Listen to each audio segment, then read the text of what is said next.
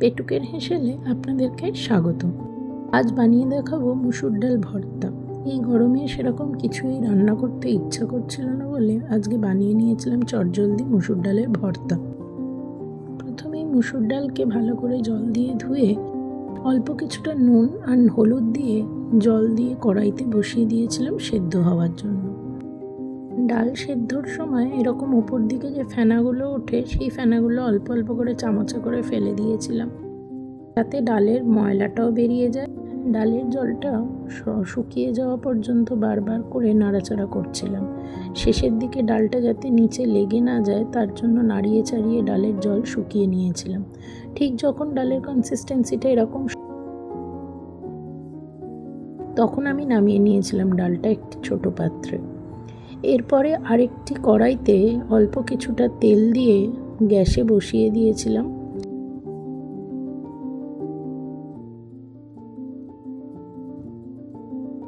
তেলটা হালকা গরম হয়ে যাওয়ার পরে আমি দিয়ে দিয়েছিলাম একটা শুকনো লঙ্কা আর প্রায় 8 থেকে 10 কোয়া মতন রসুন। ছোট বড় মেশানোর রসুনের কোয়া ছিল। আমি সেই রসুন আর শুকনো লঙ্কাটাকে ভালো করে ভেজে নিয়েছিলাম একটু মিডিয়াম ফ্লেমে। ভালো করে রসুন আর শুকনো লঙ্কা ভাজা হয়ে যাওয়ার পরে সেই রসুন আর শুকনো লঙ্কা আমি তুলে নিয়েছিলাম একটি প্লেটের মধ্যে। রসুন আর শুকনো লঙ্কার যে ভাজা তেলটা তার মধ্যেই দিয়ে দিয়েছিলাম একটা মিডিয়াম সাইজের পেঁয়াজ কুচি। মিডিয়াম সাইজের পেঁয়াজ কুচিটাকে ভালো করে নাড়াচাড়া করে হালকা গোল্ডেন ব্রাউন রং হওয়া পর্যন্ত পেঁয়াজ কুচিগুলোকে নরম নরম করে ভেজে নিয়েছিলাম।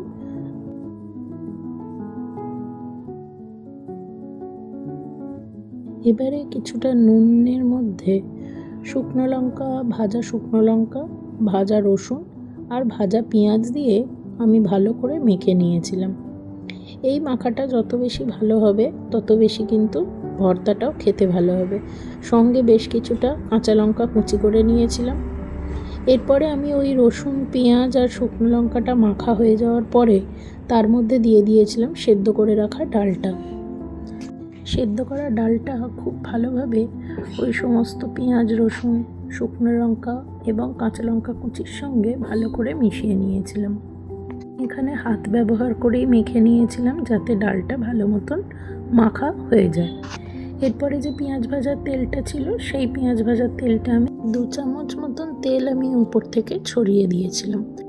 আপনারা চাইলে কাঁচা তেলও ইউজ করতে পারেন, কিন্তু আমি এই পেঁয়াজ ভাজার তেলটা দিয়ে মেখে নিয়েছিলাম কারণ এটাতে বেশ আরও টেস্টটা এনহ্যান্স করে।